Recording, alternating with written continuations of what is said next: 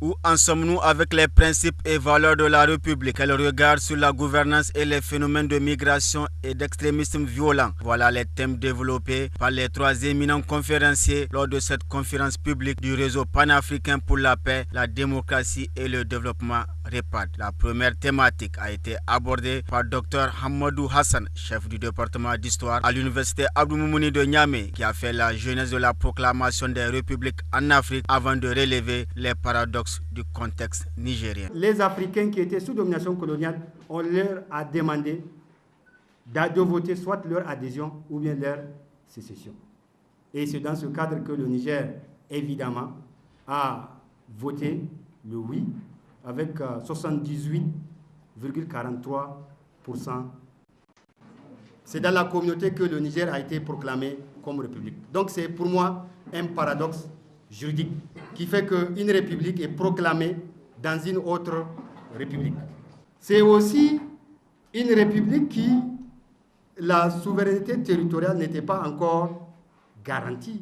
Le deuxième conférencier, professeur Boubacar Diallo, enseignant-chercheur, a levé l'équivoque quant à la notion d'extrémisme violent avant de donner certaines ficelles de réponses à donner pour mieux lutter contre ce phénomène. Lorsque un membre du gouvernement sort, menace la société, menace des citoyens, nous avons un exemple d'apologie de la violence.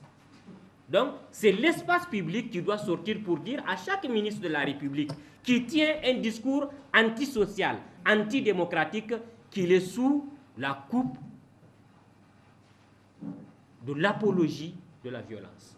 La plupart des acteurs politiques de la sous-région ouest africaine sont sur la défensive parce que, à l'exception peut-être du Ghana, dans une autre mesure du Nigeria, mais cela reste encore à prouver, tous les autres acteurs sont arrivés au pouvoir dans des conditions électorales discutables, pour ne pas dire contestables. Donc, de ce point de vue, il n'est pas étonnant que ces mêmes acteurs politiques, le discours qu'ils utilisent soit un discours qui, en quelque sorte, reste parallèle, pour ne pas dire reste égal au discours que tiennent les acteurs qu'on appelle les terroristes. Donc, il faut dire que la République n'a pas produit les valeurs qui permettent de contenir la violence. Ces valeurs-là, on ne peut que les internaliser que dans le système éducatif. Des questions migratoires, c'est le père Moro, anthropologue de nationalité italienne, qui s'y est collé par une lecture sans langue de bois. Je vous parle vient d'un pays qui, au bout d'un siècle, a eu 28 millions, je dis bien 28 millions de ses citoyens qui sont partis à l'étranger. Et ce même pays dont je vous parle est en train de tout faire pour empêcher les migrants d'arriver chez lui. Quelle honte! Quelle honte! On est devenus des sous-traitants pour le compte de l'Union européenne. Évidemment, tout cela à cause de l'argent qu'il y a derrière.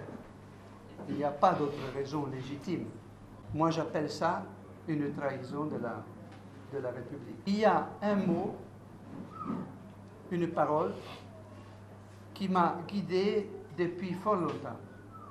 Pour moi, c'est le mot le plus précieux que nous ne devrons jamais trahir, jamais marchander, c'est le mot dignité.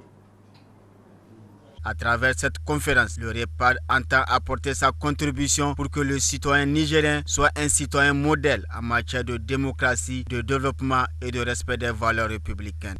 Nous voudrons à travers cette conférence sensibiliser la population, rappeler les valeurs républicaines aux citoyens et ensuite par rapport aux phénomènes migratoires et la sécurité ainsi que l'extrémisme violent. Et vous avez vu le public qui avait, le public de qualité et des conférenciers de qualité qui nous conforte parce que nous avons pu penser qu'à la veille de cette proclamation de la République, le REPAD qui est un réseau panafricain doit effectivement jouer sa partition. Il faut rappeler que le REPAD est une organisation panafricaine qui œuvre en faveur de la démocratie et des droits humains, sociaux et économiques des peuples africains pour une Afrique de paix unie et solidaire.